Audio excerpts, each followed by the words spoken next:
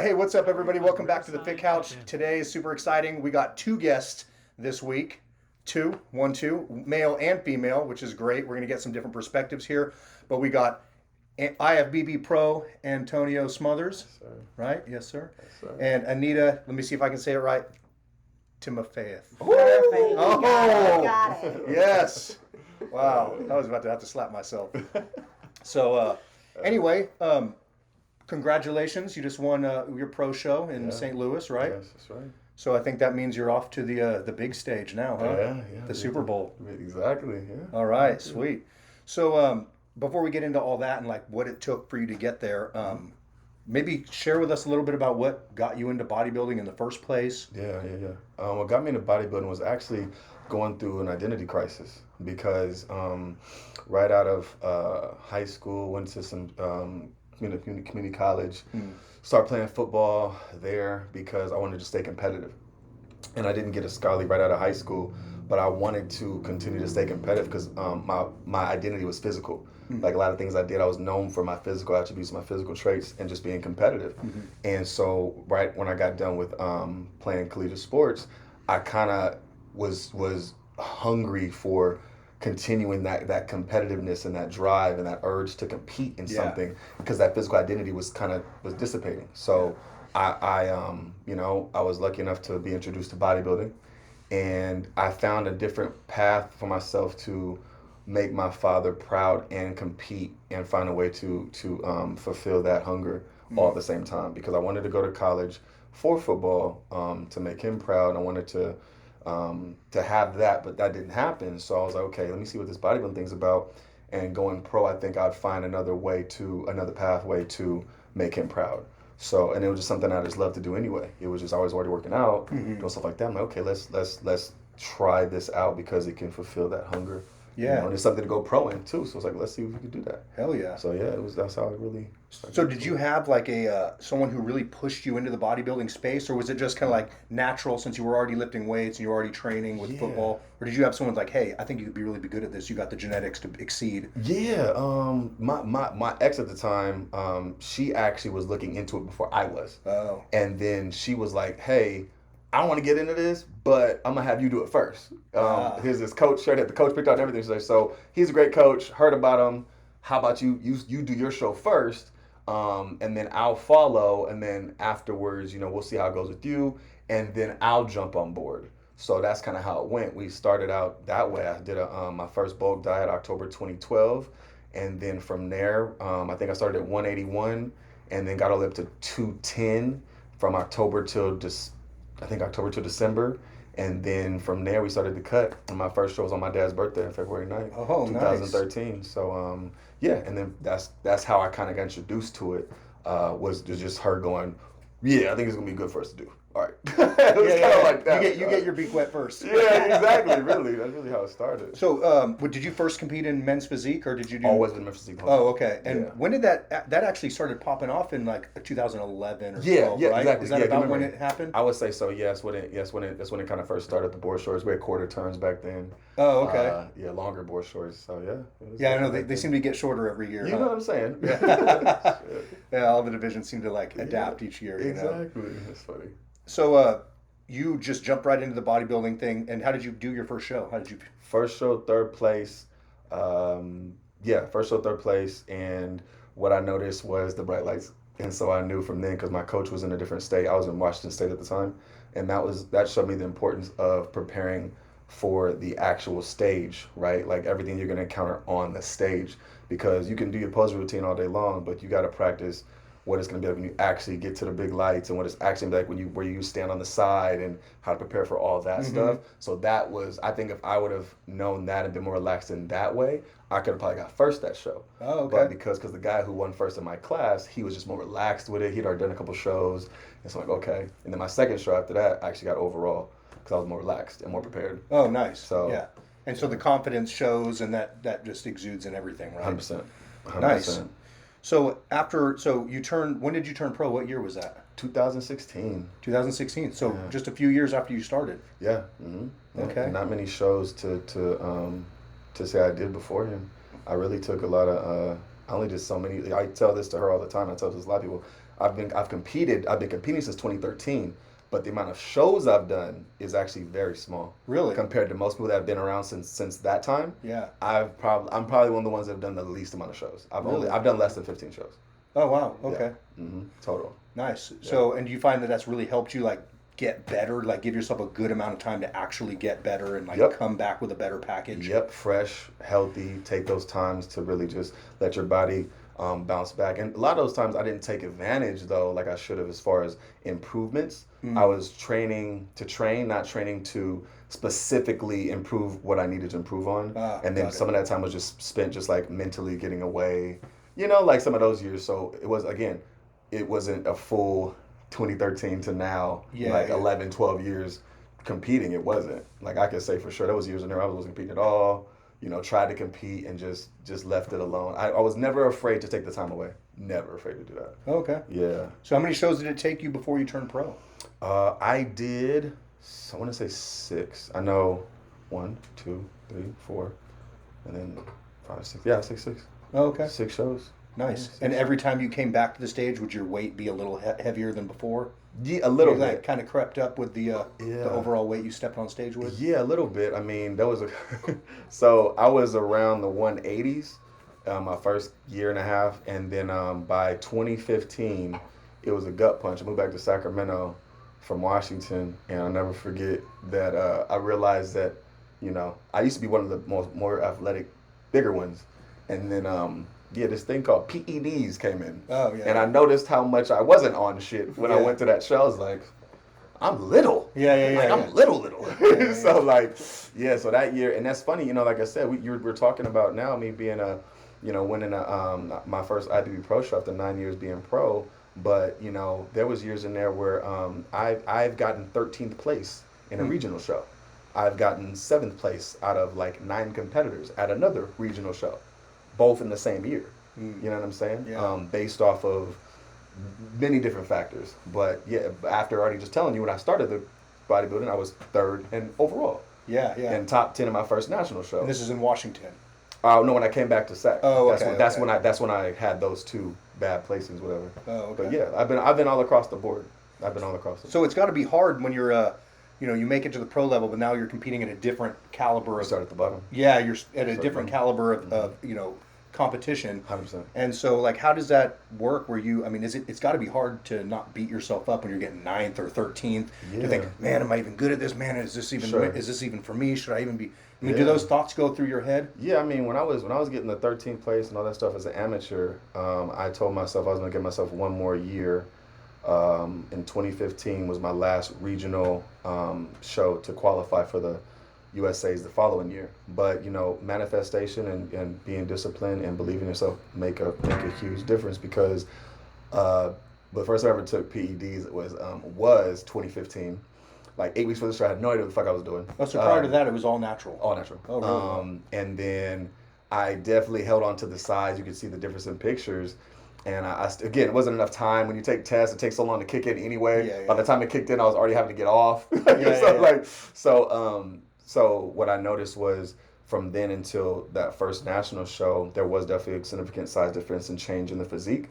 But mentally, I was like, I want to stay in this for one more show, give it my complete all, and then let the chips fall where they may. And that's what happened. Was I won, Mr. USA overall over 138 competitors. Damn. In the entire show in Vegas. And I did not have the belief of knowing I was going to make it, that you're supposed to book your flight for like Sunday afternoon or Monday, because you have a photo shoot right afterwards the following day for first place winners, all the pro winners, first place winners, and then the overall champions of each division. And I didn't book it. Oh wow! Because I was like, we'll see. Yeah. And then after I won my first, me and my ex was talking, and Bet, she was like, your ass got to change that flight now, right? Yeah. I was like, it's gonna be hella more expensive now. Yeah. but yeah, man. So out of all these years of competing, like, what would you now that you're where you're at now? Sure. If you could relay some game to yourself back in 2013, 14, 15, back then, what would be some of the bits of knowledge you would wish you could just download into the old you? You already knew what it took to win. Don't ever lower your standard. When you learn how to win from the beginning, you don't unlearn that. you just stop doing it. I just stopped doing what it took to win. When I did everything I did for 2016 USA's, how hard I went, the consistency it took. When my pro debut year, I did all that the same. And I got my first pro show, got 6th, second one got 5th, and then after that, got 2nd twice, and then got a random 6th. But what I'm saying is, what happens is when you don't win like that, what can happen is sometimes you could cut corners a little bit. You could kind of like, I knew my physique was a certain way. I know I could get away with stuff, so I cheated on my diet a couple times, knowing I can get away with it. But what I did was make my life harder. Like, I would cheat on the diet. Like, let's say I had check-ins on a Tuesday, or let's say I had check-ins on a Thursday, right? It's like we're 6 weeks out, and I look fucking good. It's Monday. I have a cheat meal. My coach sees me on the check-in. I don't have to check in again until Thursday or Friday. He'll say, go have a burger and fries on Monday. I'll have a burger, 2 fries. I'll go have 2 cheesecakes and something else. But then between that day, Tuesday, Wednesday, Thursday for check-ins on Friday, I know I have to go do 0 cardio or I have to do low days or 0 carb days, 3 straight days in a row. Do regular cardio in the morning, hit cardio at night. Why?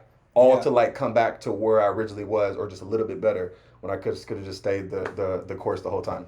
You get what I'm saying? And then so when you go compete, now you compete on the day of the show, you know you look good, but you're like, what if? Yeah, what if I didn't? What if? Totally. You know, so I would say to tell myself back then, you already learned what it was, how to win. Don't lower your standard and stay consistent. And when you train to get better for what your physique requires you to what it's going to require for you to step on stage better than before. No, don't just train to train. You know, because if you just train to train, like, okay, you develop a bigger back or you develop bigger arms, but it's like you don't need fucking arms anymore.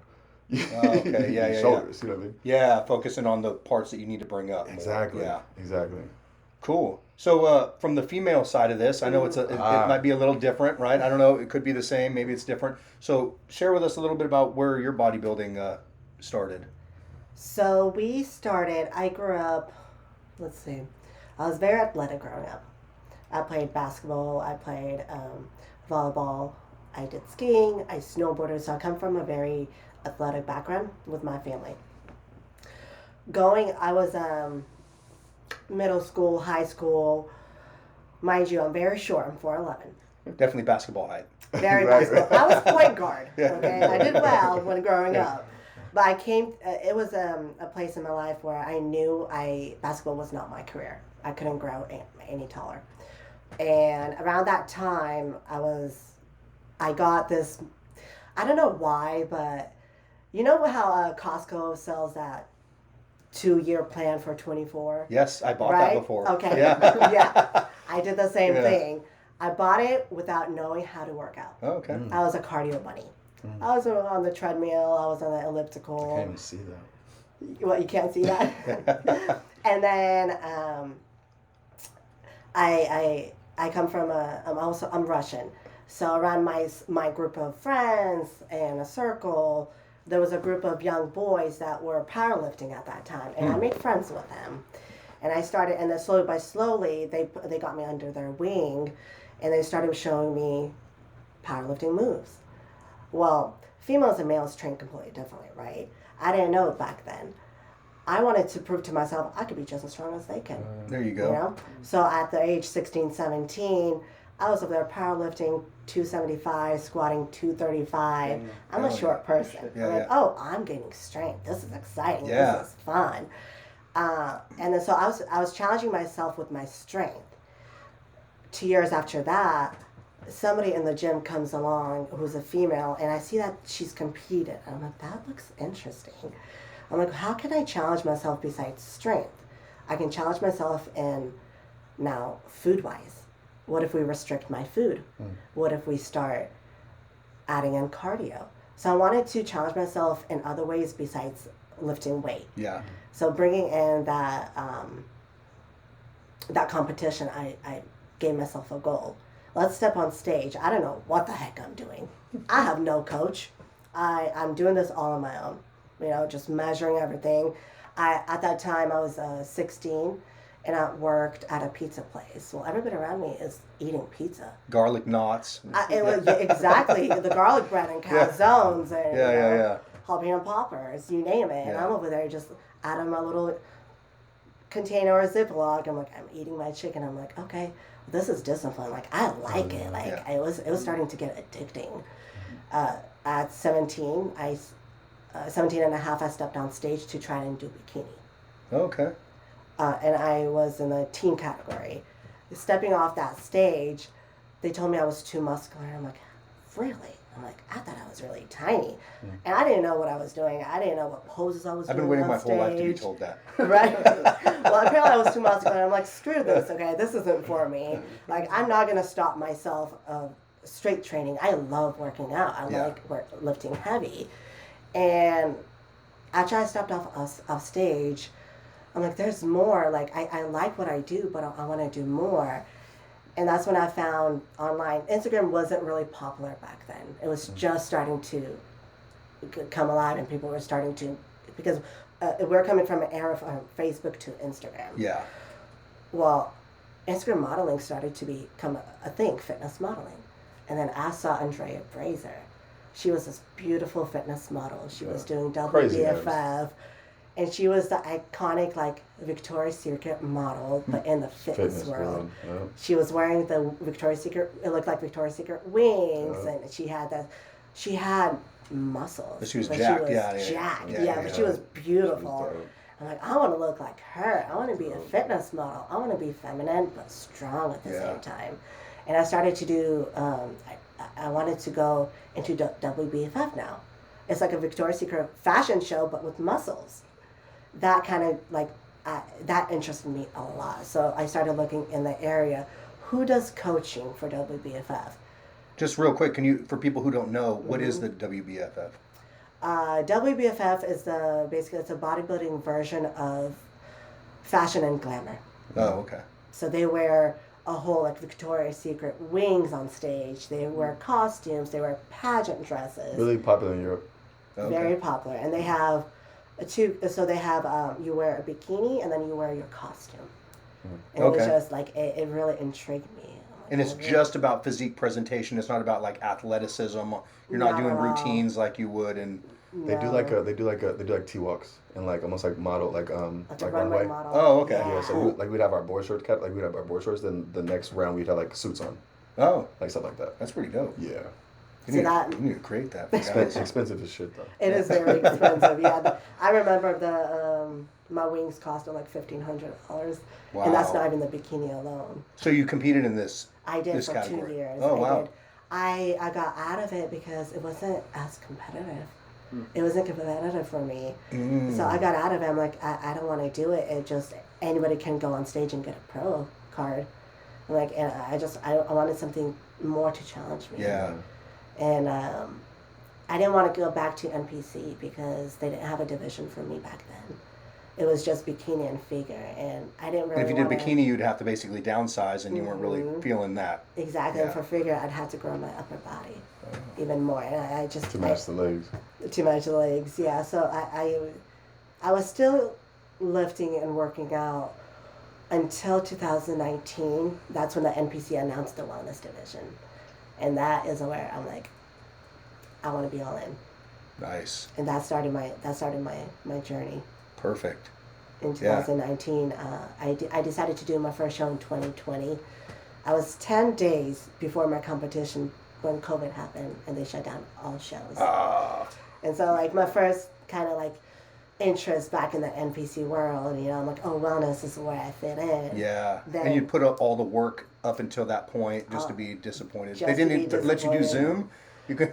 You know what? Crazy. They were still kind of doing shows, but then you had to wear like a whole face mask and they had restrictions. I'm like, if I'm really gonna compete, I don't want anything to hold me back. Yeah, for sure. And so I took that whole year off and decided to get back on stage and officially wellness in 2021 when I officially like opened everything back up. Nice. And I did my very first show in October of 2021. Nice. Did you have a coach for that show? I did. His name was James Anderson. Okay. And how'd that go? Very good. We won our first show overall. Okay, that's what I was fishing for, you know. So I got overall in that first show. 2 weeks later, I did another show, which I got overall again. And 6 weeks after that, I went on a national stage in Orlando and got top 5. Oh, wow. And that was my first year. Hell yeah. That's when she knew she belonged. That's when you realized wellness was created just for you, huh? Exactly. Yeah, that I was addicted after that. Nice. I wanted to be better. I wanted to do more. Like, And there was a period of time, I don't know, maybe you guys still are, but there was a period of time you guys were working together. Yes. yes. Right? Yes. When was that? September. We started September of 2022. Yeah. Yep, September 2022. I remember that. Nice. Yeah. What about now? Is the relationship too close for coaching now? No, actually. He trains me. Yeah. Oh, okay. As far as He gives me workouts. my training plan. Yeah, Oh, as far as okay. workouts and all that stuff, we still have a great relationship with that. Mhm. Like I think just it's best now because she's found a really good relationship with her current coach right now, and they did so well in a matter of a full year, Mhm. and they just did so well at nationals this past year. She got fourth again, and I think if it ain't broke, don't fix it. Yeah. And so as far as the training, me and her always had a great training relationship. So. Now we're just with each other all the time. So now it's just even easier to talk about before the workout. We modify wherever gym we go to, what we can do, how we can do it. It's so much easier now. I think even more so than then. Yeah. Really? Okay. Yeah. Because I sometimes think that throws a wrench in things, when. Well, you know what it is though? She's also very coachable. Oh. And I think what I've always been told, especially I heard Hani Rambod say this as a coach, he said some of the best athletes he ever coached were the ones that played team sports. Ah, They were the okay. most coachable. Yeah. So, yeah. That makes sense. Yeah, it does. It does for sure. Especially in her case, it just we'll bring something up. I'll bring up a new move, or like say, hey, let's try this different technique, and she's all for it. Because one thing about her, which makes her awesome and a great competitor, same as you, when we talk, is that whatever I can do to be 1% better, I want to at least be open minded and try it. Mm-hmm. And then what I told her as we continue to do this is, let's communicate. If you feel it, if you don't like it, tell me. Mm-hmm. If you feel this movement, tell me. So then we can eliminate as much as we can. Because the whole point is when you're in your off seasons or all these improvement seasons, you want to try as many things as you can and then eliminate what doesn't work. So now when it's time for pre-contest, we have a staple of everything that works. Okay. So there's no more guessing at that point. We've tried everything, we've been through everything, trial and error. So by the time we're ready to go, these are the things that work. Nice. Makes it so much easier. Nice. So would you say that your training, or either both of you, does your training stay the same all year round? Do you kind of cycle through how you train? Has your training changed over the years? Changed over the years. I would say so. Yeah, changed over the years for sure. I used to do every body part twice a week, 6 days a week, and then now it's not only train 4 days a week. Okay. And 3 off days. If I knew the knowledge, like what I know now, what it takes to grow, I would have implemented that years ago. And what would that be? And Like, rested more. more rest? Yeah, I know. I have 4 rest days a week. Back then, really? I used to train 5-6 days a week. Well, see, I think a lot for me. I don't know if this is for you, but I know that part of the training is like a mental health release. Yes. It's like Right. I can put my headphones on and I can check out from just life and everyone and disconnect. Absolutely. So that part gets addicting. Yeah. And so when you got to take a rest day, it's like now I'm stuck with myself. Right. And I'm stuck with my thoughts and like, Right. what do I do now? That's a Like, good point. and It's so outlet. so That's a good point. taking rest days. What up, Doc? Yeah. Taking days off sometimes can be a challenge to talk yourself into doing that. So right? what we've done, I'm going to cut you off, what Yeah, we've no, done go that ahead. helps us on off days, we actually go on coffee dates. Oh, Yeah. And so what we do as far as just in just for what works for us is that we take the same rest days. We didn't at first, so we're kind of like, let's just do the same days. And that was more her sacrifice for me. She's like, motherfucker, you the one on prep right now, not me. I'll match it. Because at first we were doing it different, right? Remember, it was like, she'll go on Tuesday, and then I'm like training on, like, she'll go on Wednesday. We had our own training split. Yeah, so now it's like, she's like, motherfucker, I'm doing train when you train. That's dumb. and so our off days now, we actually, and this is something that's always worked in, if you want to tap on this too, is just being in a relationship and doing shows and fitness together. But we have really good at communication. So we utilize off days as time to have quality time. Boom. And so the coffee dates are really just opportunities for us to really just conversate and get closer intellectually and emotionally. Yeah. So then that'd be like our outlet per se. Oh, okay. Yeah, and I actually, like I told her the other day, like I actually get excited for those. Like we were in Yeah. St. Louis and I'm like, I can't wait to have another coffee date. I just kind of wanted that. Yeah. Yeah, that's great to have the balance to keep doing this for a long time. Yeah, exactly. Yeah. Hell yeah. So now you say you train 3 days a week? I do. And when did you start training 3 days a week as opposed to like 5 or 6? So I started training 3 days a week. Recently. Recently, you said? Because you're doing upper body day. I was. Yeah. Yeah. So as of a couple of weeks ago. It was 4. So it was 4. It was 4 okay. before. 1 upper body day and 3. And 3 leg days a week. What was your question? And now, what made you switch to 3, or when did that happen? Do you no longer do an upper body day, or? Not right now because I'm currently focused on my health phase. Oh, okay. And so training too much, we just want to kind of slow it down and not put too much strain on my body. Oh, okay. Per her coach's request. Yeah. Oh, okay. It's probably a good thing. Not because Anita's like sick and he's like a health phase. It's per coach's No, request. I'm not sick. Yeah, I didn't take it that way. I But didn't. you know, somebody was like, I knew she was crying. I knew she was crying. I knew it. Well, I knew the diagnosis. You know what I mean? So, Coming from a national stage and how much you put into that prep and what goes in mentally and physically, you need to have a recomp. Yeah. Right? You just need to go back and just like, I call it a health phase. Where you're training, but you're not I'm pushing training too hard. still, But you're not. not too hard, not Yeah. topping out yet. Yeah. Okay. Well, how long are you going to hold on to this health phase before you dive back into it? So we're gonna good do 3 or 4 more weeks, and then it's gonna be improvement season. Okay. And improvement season is what everybody says: off season, bulk season, whatever you want. Yeah. Improvement season. So that's Well, what for someone who's competitive, the health phase has got to be kind of hard sometimes, right? funny you mentioned And that. We just had this talk- we just had this Let's talk the other just day. dig. Oh, okay. Let's dig a little Yeah, deeper we here. had this talk the other day. It is challenging Patience. sometimes. It's got to be hard to hold because- yourself back, right? Exactly. That's the thing. Is once you start getting the pump, you start moving around, Exactly. you start. Oh wait, I'm actually feeling pretty good today. I think I can do more. Exactly. It becomes harder to pull the rein. I mean, I've noticed that for myself. So I mean, I don't want to speak for you, but It is harder because you don't see the results right away. yeah. So you have to be patient and you have to be consistent. You just got to go in and out, doing the same thing, being repetitive, eating more, training less, all of it. Sleeping more, no cardio. It's like, Eating Just more and feel training less is slow. gonna mess with your And head. she's a spaz. She can't sit still. I'm sitting still right Like, now. now you're not. You talk. It's spaz, yo. You get Your like, phone in you your ever ask hand. somebody like they can't stay still, and when they start moving, it kind of gets you anxiety. You're like, oh my god, where are they doing now? Where are they going? Yeah. Where are they going? Right. You gotta be on alert. Right. Yeah. I know. What are you doing?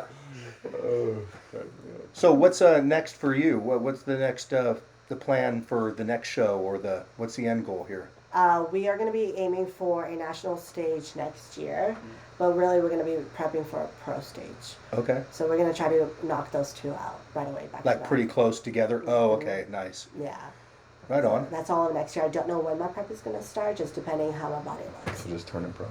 Okay. Yeah, we'll just do one more show and then turn pro. Right there you go. You got to put that on a shirt. Yeah. One more show, then I turn pro.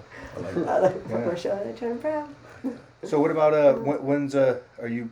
Is the Olympia? You're coming up on this next one. Do you how does that work when you get invited? Do you have like X amount of time to show up, or is it like, hey, you got to come this year? Yeah, no, it's qualified for the year you're doing it, and so we'll get our contracts probably the month or so before, sign it, give it back, or whatever, and obviously you want to get prepared because we already know the dates. The show's going to be the 11th and the 12th, and so we'll probably really start getting going in June, like mid to late June. By that time we'll be 18 to 16 weeks out, but yeah, we're doing that, but there'll be something beforehand. Okay. A little bit.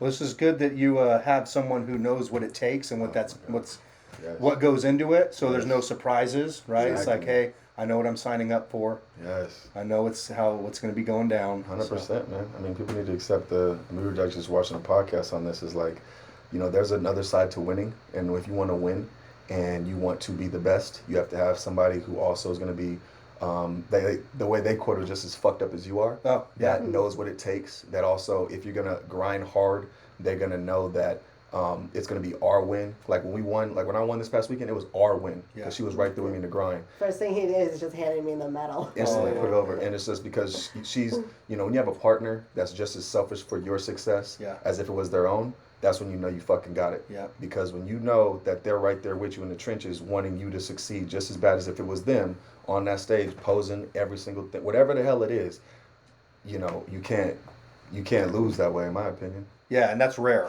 because Yeah. a lot of people say that they're a ride or die, Yes. right? Yep. Or it feels like they are for the first couple months, but Yep. then when shit really starts to, when the ride gets bumpy, then Yeah. you start to see. And I'm lucky I have the same thing. Yes, you do. You know, I agree. Courtney is like, whatever I'm doing, I mean, I'm sure she felt some type of way to Sure. towards the end of that prep, Yeah. but she did a good job at keeping it to herself, and didn't say anything till afterwards. Like, oh wow, I'm glad we can, That's real, like, oh, okay, but nothing but support, which is great because that's what you need.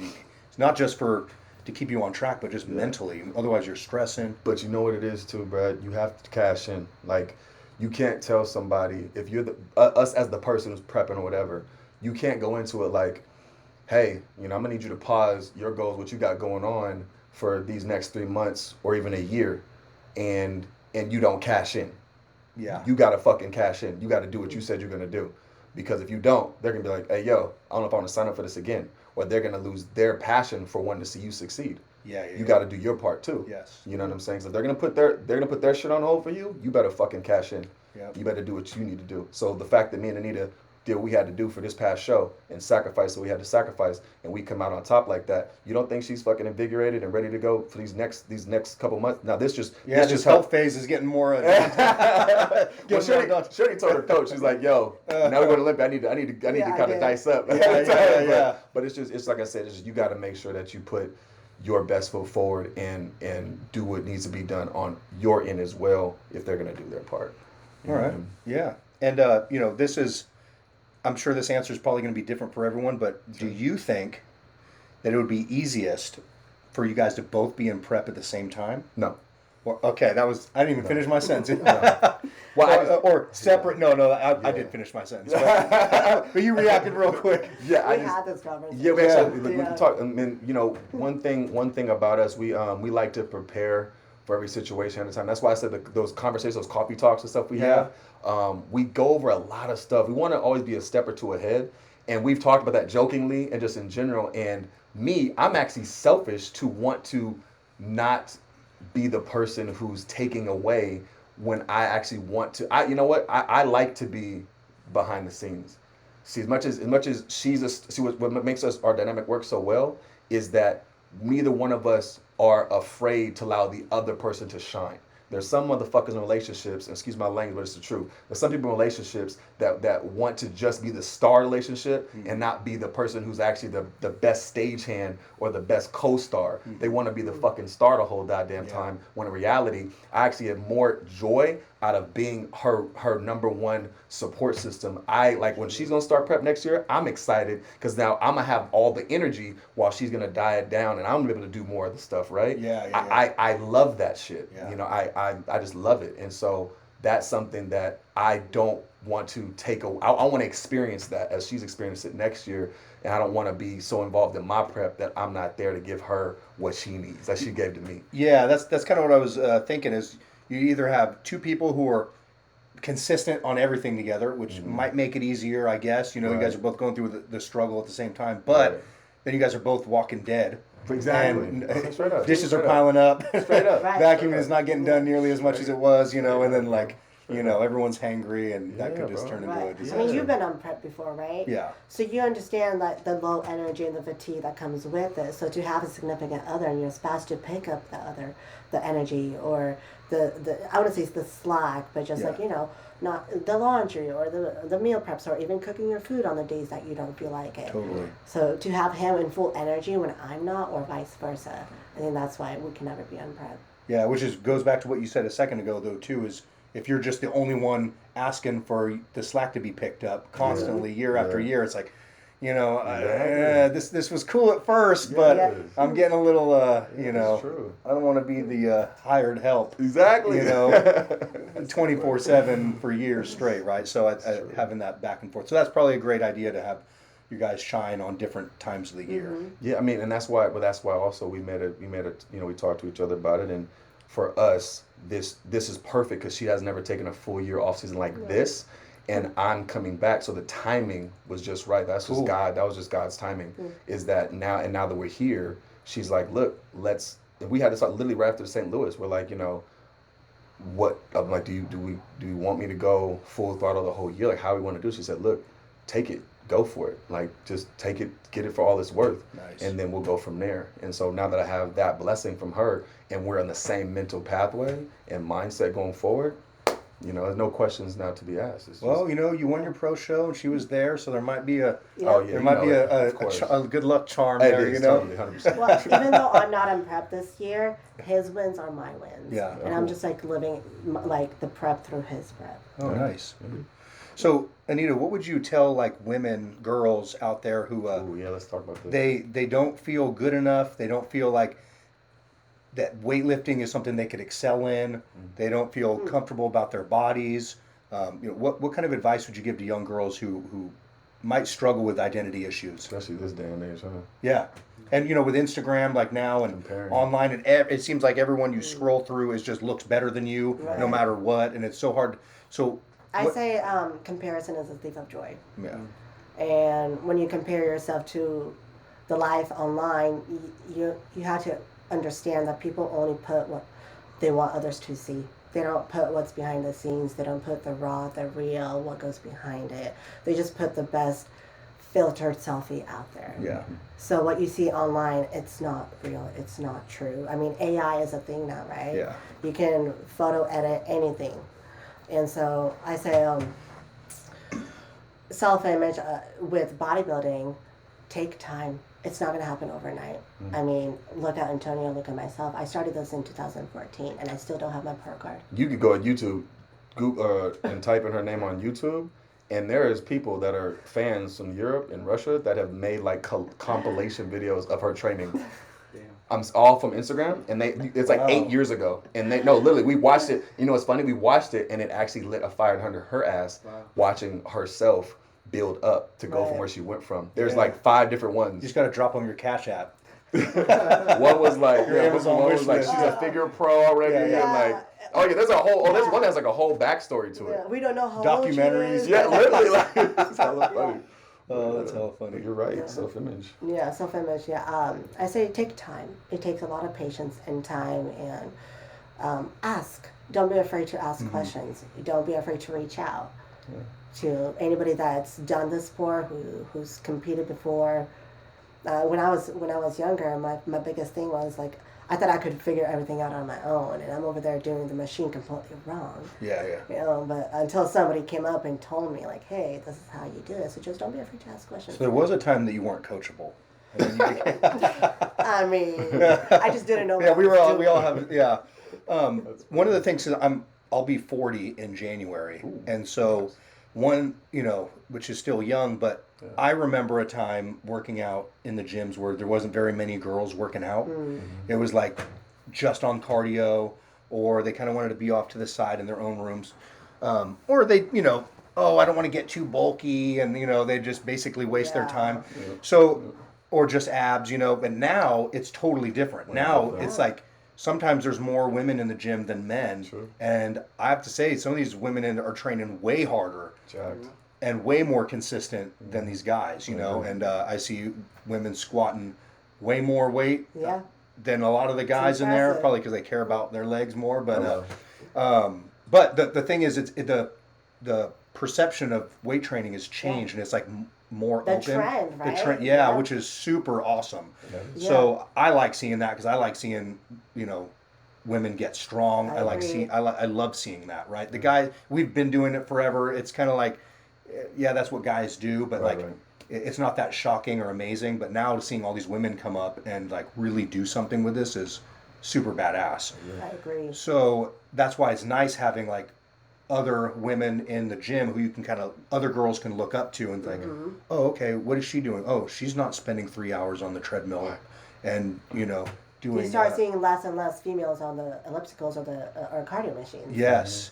That's very inspiring. Yeah, exactly. Yeah. And there's more of them in the weight room, lifting weights, picking up heavy dumbbells, putting heavy weight on their back. And then, you get to see other girls see that. And they're not afraid to go and ask the other females because there's so many of them out there now. Yes, that's, exactly. So that's what I'm getting at too, is for any young or old, anyone who's young to the gym, no matter what your chronological age is, don't be afraid to ask for help, right? Absolutely not, because everybody at the gym, we were all beginners at one point. Yeah. You know, we all didn't know what we were doing. If I was back then, and if somebody came up, if I had more courage to go out and ask, I would have. But I was so afraid and so shy because it was still new back then. Yeah. 2013. Yeah. So I say, ask.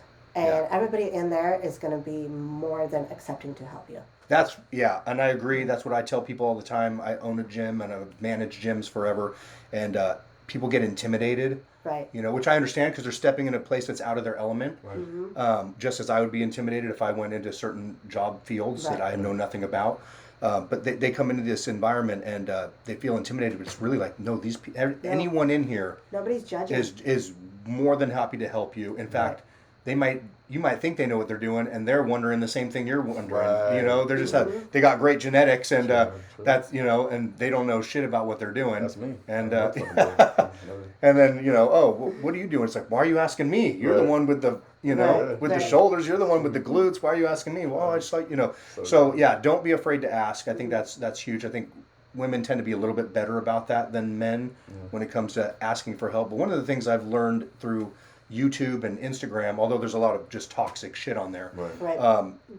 We didn't have that when I first started lifting weights. It was like Muscle and Fitness, Flex magazine, and then like maybe Men's Health, and that's all you got. And you'd read these workouts, and it's like,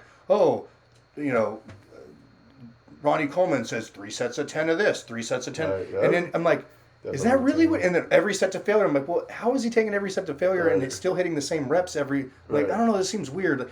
And then, but you just follow that plan. Yes, you do. And it was just like these cookie cutter plans. And then as we've learned more, it's like, oh, there's so much more nuance to this, right? There's just so much more nuance with recovery and injuries and all of that stuff. So one thing that is cool is that Instagram and YouTube gives us a lot more information now. So there's kids in the gym that actually are starting off at a better place than like we were when it was like, oh, let's just do 500 push-ups, and that was our workout. And but now they have a lot more knowledge, information. The problem is there's a lot of bullshit on there too, right?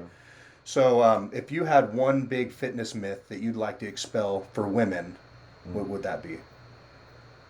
You can't get bulky in like 3 months or a year.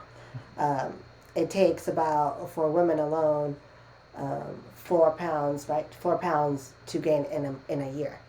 Do you know how much work you have to put in to even do that? Do you know how much food you have to eat? First off, food. Yeah. Food is very hard to eat. Do you know how much you have to lift? Do you know how consistent you have to be? And do you know how much time you have to put in to be per se bulky? So that's a complete myth. Yeah. You're not gonna go to the gym, lift weights, and just because you increase your protein intake doesn't mean you're gonna get bulky. No. Yeah. I know, I'm still trying to, and I can't. It's been years. Yeah. Well, I'm glad you said it because they need to hear it from a woman's mouth because we say that all the time, but it doesn't mean as much coming from me. No. I'm like, you don't want to get bulky. I've been trying for years to be. Right. I've been trying to do that for years. What do you? Promise you, not gonna happen. So for you, Antonio, if you were to tell some of these young guys who are coming up that are considering competing, because we see it so much of it online and it's kind of becoming more popular now. What would you tell someone who's considering competing, like whether they should or not? Can you, first of all, stick to the habits of what it takes in that routine first? Before even jumping into, that's why people hire a coach way before, why I suggest hiring a coach before you even start your actual prep. Either that way, then you can tell within the first 4, 8, 12 weeks, if you can even maintain this habit, right? This level of consistency first. Because if you jump in and all of a sudden hit somebody up and be like, all right, 12 weeks out, dude, life's going to hit you as soon as you say that. All of a sudden, your car is going to break down, you're going to lose your job. Something's going to happen from the universe to say, how bad do you want this? Yeah. And can you work around that and still stay on your meals, doing your cardio and your training?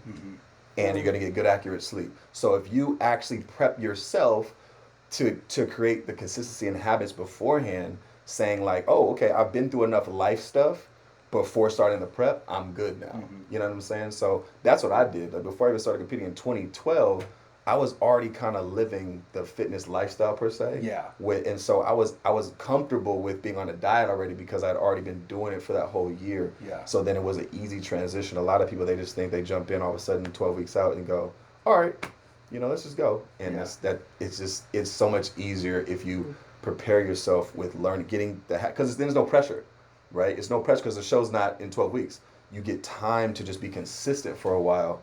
Then you jump into the show. Yeah. Then the habits are there. I just like that. I like that approach so much better because it's harder to fall off that way because you learn the habit now. So how about we take it a layer deeper? Yeah. The mental health part of it, right? Yeah, for sure. Because there can be a lot of body image issues with in general, but then with competing and seeing yourself super lean and shredded, and then not as lean afterwards, and these things can play with. So what are some? Do you have any tips for someone before they get to that point?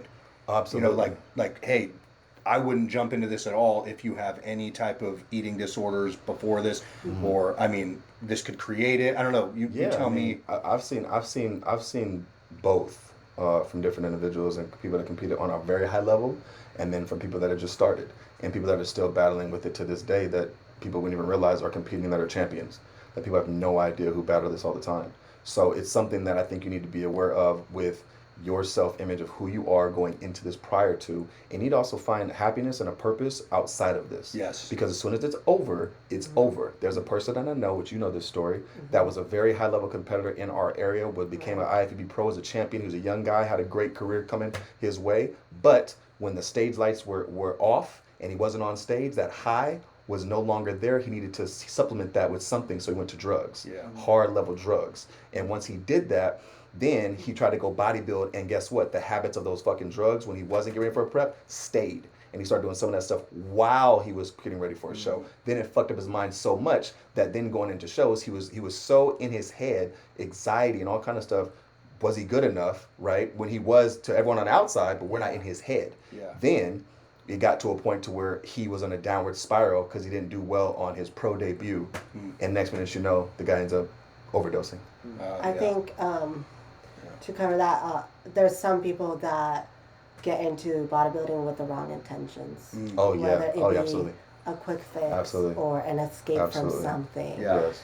But quick fixes, they're not going to maintain and sustain your longevity in the sport. Yeah, if you're going to do this for fame or to be Right. Insta famous, you're going to be right, because that why is so fucking superficial And weak. and it will not last. That's why I said when you asked me why did I get into it, because my identity, my physical competitiveness and all that, my drive, made my dad feel proud. That is something I can revert back to when I'm having hard days of cardio or don't want to get up in the morning. That's a solid why. Yeah. But when you're just sitting there, how easy is it to be like, I don't want to be Insta famous today.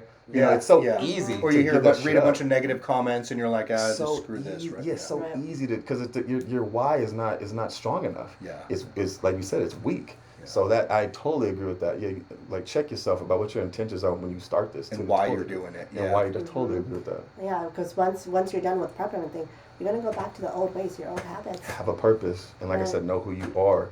Because if you don't like who you are, and like you said, the eating habits and things like that. If you don't like who you are, you don't like what you're about. If you don't have anything to divert your attention away when you're off stage, you are going to think about it, and then you're going to go in this downward spiral. Right. Yeah. Definitely. Vicious cycle.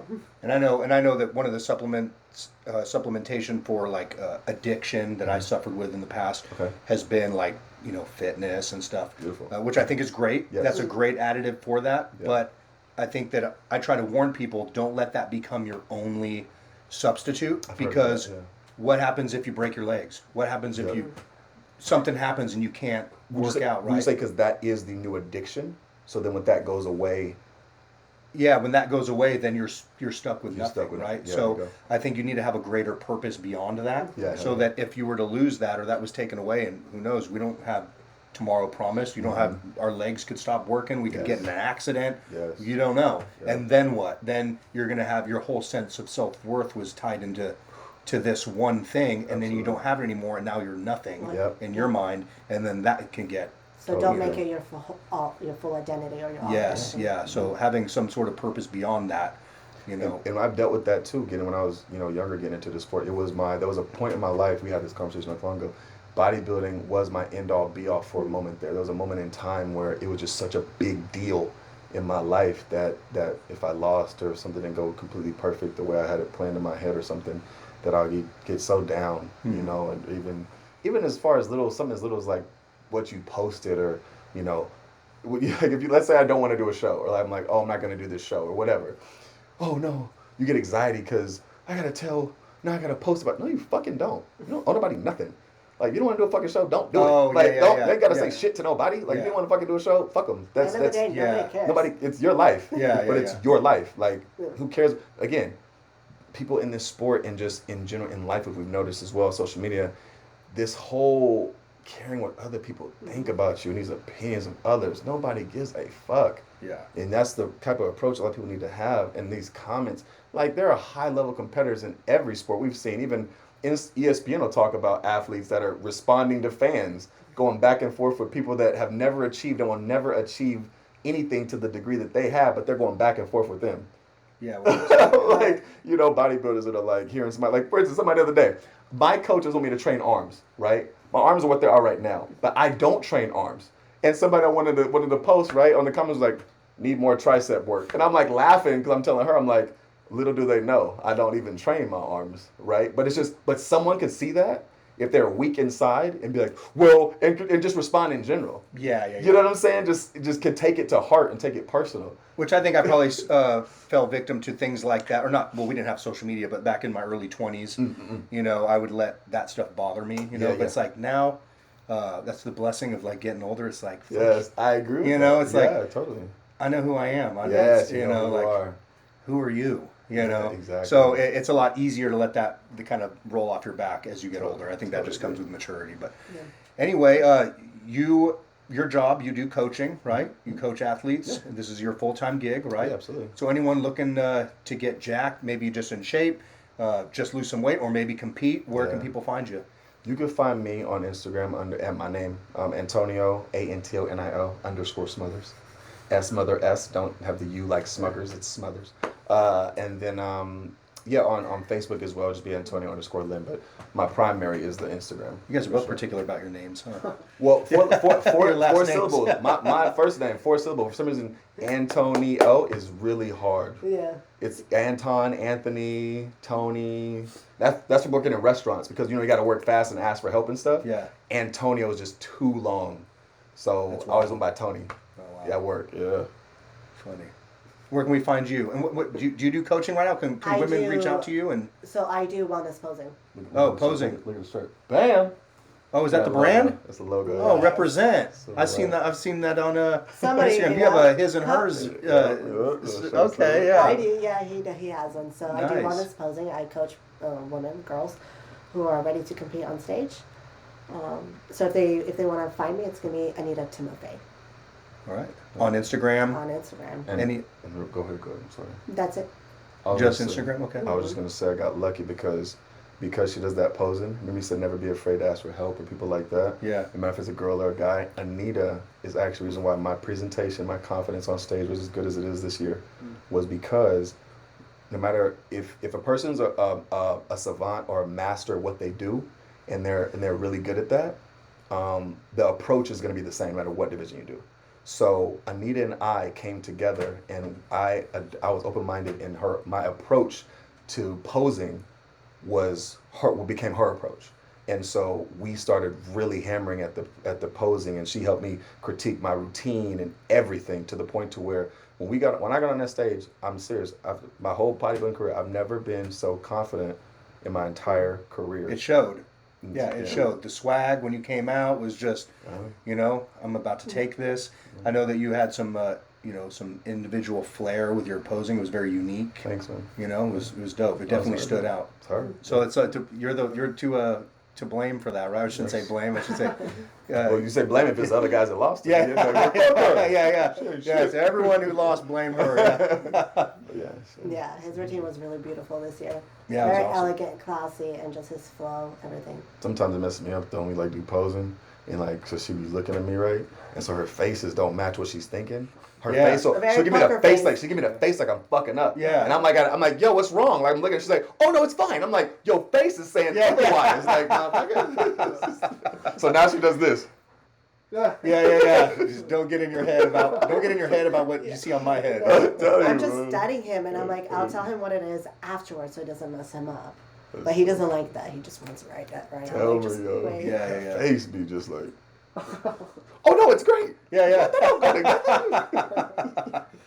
Right on. This was awesome. I really appreciate you guys coming out. I hope that there's the people watching can learn from this and decide if bodybuilding is something they want to even get involved with. Right. It is a big commitment.